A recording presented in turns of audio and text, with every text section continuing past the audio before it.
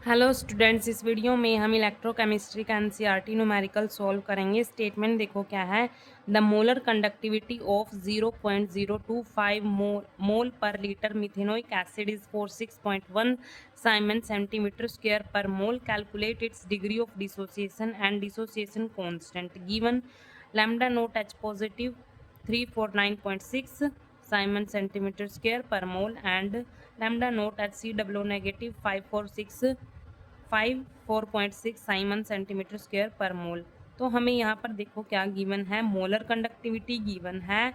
ठीक है, methanoic acid की मोलर कंडक्टिविटी गिवन है। यहाँ पर हमने लिख ली 46.1 और हमें कंसंट्रेशन भी गिवन है यहाँ पर 0.025 गिवन है यहाँ पर कंसंट्रेशन। ठीक है, और क्या गिवन है हमें, लैम्डा यहाँ पर जो ये मिथेनोइक एसिड के जो आयंस हैं इनकी इनफाइनाइट डाइल्यूशन पर मोलर कंडक्टिविटी भी गिवन है। एच पॉजिटिव की ये है और HCOO नेगेटिव की ये है।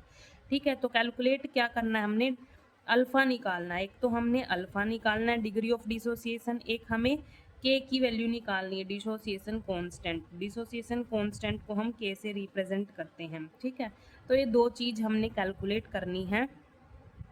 अब देखो, पहले हम डिग्री ऑफ डिसोसिएशन की बात करें, अगर अल्फा होता है डिग्री ऑफ डिसोसिएशन।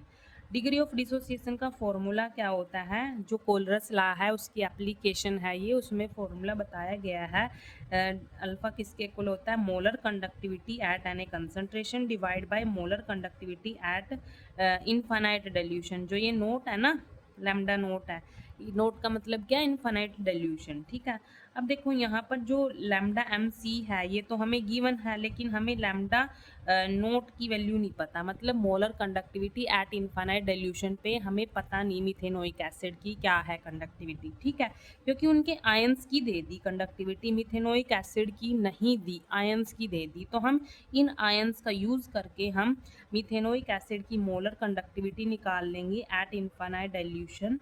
ठीक है, अकॉर्डिंग टू कोलरस लॉ, यहाँ पर जो अकॉर्डिंग टू कोलरस लॉ है, तो कोलरस लॉ क्या बताता है कि हमें अगर किसी भी इलेक्ट्रोलाइट की मोलर कंडक्टिविटी निकालनी हो एट इनफाइनाइट डाइल्यूशन पर, तो हम क्या करते हैं, जो उसके आयंस की मोलर कंडक्टिविटी दी होती है ना एट इनफाइनाइट डाइल्यूशन पर, उनका सम कर देते हैं, तो इलेक्ट्रोलाइट की भी आ जाती है मोलर कंडक्टिविटी।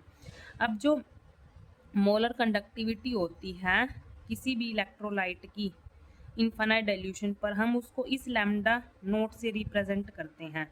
यहाँ पर मिथेनोइक एसिड है तो HCOOH फॉर्मूला होता है। कैसे निकालते हैं उसकी, आयंस की मोलर कंडक्टिविटी को हम सम कर देते हैं। यहाँ पर जो आयंस की मोलर कंडक्टिविटी है वो इस लैम्डा से रिप्रेजेंट करेंगे, H पॉजिटिव की plus lambda note HCOO negative. ये किसके अकॉर्डिंग है, हम अपने आप से नहीं लिख रहे, ये किसने बताया, कोलरस लॉ के अकॉर्डिंग है, कोलरस लॉ ने बताया ये। ठीक है, तो यहाँ पर H पॉजिटिव की कितनी है, 349.6 है, और जो HCOO नेगेटिव है उसकी 54.6 है।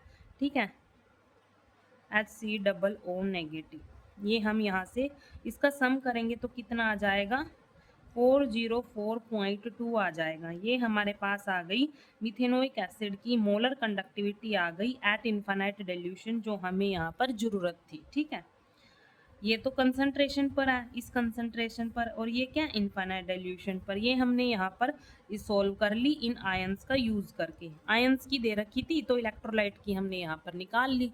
ठीक है, अब क्या करना है, बस सिंपली वैल्यू पुट करनी है। लैम्डा एम की जो कंसंट्रेशन पर है ये है वैल्यू 0.025 है, डिवाइड में ये कितनी है, 404.2। अब क्या करना है, बस यहाँ पर वैल्यू पुट कर देनी है। और सॉरी, मैंने यहाँ पर ना वैल्यू यहाँ पर गलत पुट कर दी। कितनी गिवन है, ये तो कंसंट्रेशन गिवन है, हमें तो मोलर कंडक्टिविटी की वैल्यू पुट करनी थी। तो क्या आएगा यहाँ पर, 46.1 आएगा। क्या आएगा, गलती से पुट होगी ये, 46.1 आएगा यहाँ पर। ठीक है, molar conductivity at this concentration हमें कितनी गिवन है, 46.1, और ये इनफाइनाइट डाइल्यूशन पर हमने निकालनी। अब क्या करना है, बस डिवाइड कर दो, अल्फा की वैल्यू आ जाएगी, डिवाइड करके कितना आएगा, 0.114 आ जाएगा। ये हमारे पास क्या आ गया, डिसोसिएशन डिग्री ऑफ डिसोसिएशन आ गया। क्या आ गया? Degree of dissociation. अल्फा क्या होता है? Degree of dissociation. अब क्या कैलकुलेट करना है? के कैलकुलेट करना है, डिसोसिएशन कांस्टेंट। डिसोसिएशन कांस्टेंट का जो फॉर्मूला होता है वो कितना होता है? C alpha square divide by 1 minus alpha. ये फॉर्मूला या तो आप ऐसे ही याद रख लो या फिर इसको हम डिराइव भी कर सकते हैं। कैसे डिराइव कर सकते हैं वो देखो, यहाँ पर मैं आपको बता देती हूँ। जैसे मिथेनोइक एसिड HCOOH ऐसे लिखते हैं। अब ये डिसोसिएट होता है तो किस आयंस में डिसोसिएट होता है? एक H पॉजिटिव में, एक होता है HCOO नेगेटिव में, है ना। इन आयंस में डिसोसिएट होता है। अब बिल्कुल मान लो सॉल्यूशन में बिल्कुल इनिशियल स्टेट है, तब इसका 1 मोल है विद कंसंट्रेशन C, ठीक है। अब ये एज इट इज पड़ा है उस सॉल्यूशन में, डिसोसिएट हुआ ही नहीं बिल्कुल स्टार्टिंग में, मतलब इन आयंस के जो मोल्स बनेंगे वो तो 0 बनेंगे यहाँ पर, है ना, क्योंकि ये तो डिसोसिएट हुआ ही नहीं बिल्कुल स्टार्टिंग में, तो इनके तो 0 मोल्स बनेंगे। और जब इक्विलिब्रियम स्टेट आ जाती है तब देखो, मान लो अल्फा मोल, अल्फा अल्फा यहाँ पर डिसोसिएट हो जाते हैं। अल्फा क्या है? Degree of dissociation. मान लो 1 में से अल्फा डिसोसिएट हो गए, यहाँ पर अल्फा मोल डिसोसिएट हो गए। अब देखो जितने डिसोसिएट होते हैं उतने ही यहाँ पर बनते हैं। मान लो अल्फा डिसोसिएट हुए तो अल्फा ही बनेंगे, H पॉजिटिव के भी अल्फा आयंस बनेंगे यहाँ पर, HCOO नेगेटिव के भी अल्फा आयंस बनेंगे यहाँ पर, ठीक है, अल्फा ही बनेंगे। जितने डिसोसिएट होते हैं, 1 में से अल्फा डिसोसिएट हुए तो जितने डिसोसिएट हुए उतने ही यहाँ पर बनेंगे इनके आयंस के मोल्स, ठीक है। और विद कंसंट्रेशन C, यहाँ पर कंसंट्रेशन C लेके चल रहे हैं तो C से मल्टीप्लाई करना पड़ेगा। अब यहाँ पर ये तो बन गए डिसोसिएशन के बाद H पॉजिटिव के इतने यहाँ बने और HCOO नेगेटिव के इतने बने। अब यहाँ पर बचे कितने? डिसोसिएट अल्फा हो गए तो 1 माइनस अल्फा बचे, ठीक है, और कंसंट्रेशन हमारी साथ में चली रही है, ये बच गए यहाँ पर। अब देखो जो डिसोसिएशन कांस्टेंट होता है उसको हम कैसे निकालते हैं? जो यहाँ पर आयंस हैं इनका प्रोडक्ट लिख लेते हैं, अल्फा सी बने, इनका प्रोडक्ट मतलब इनको मल्टीप्लाई में लिख लेते हैं, डिवाइड में, और जितने बचे हैं उसको लिख लेते हैं। ये हमारे पास बचे हैं और ये H पॉजिटिव के बने, ये इसके बने, ठीक है। ये इनका तो हमने प्रोडक्ट लिख लिया ऊपर और जो बचे हैं उसको नीचे लिख लिया। अब के किसके इक्वल होएगा? Alpha square C square 1C, यहाँ पर C कॉमन ले लेते हैं, C हमने कॉमन ले लिया तो 1 माइनस अल्फा बच गया। यहाँ पर एक C से एक C कैंसिल तो क्या आएगा? C alpha square divide by 1 minus alpha.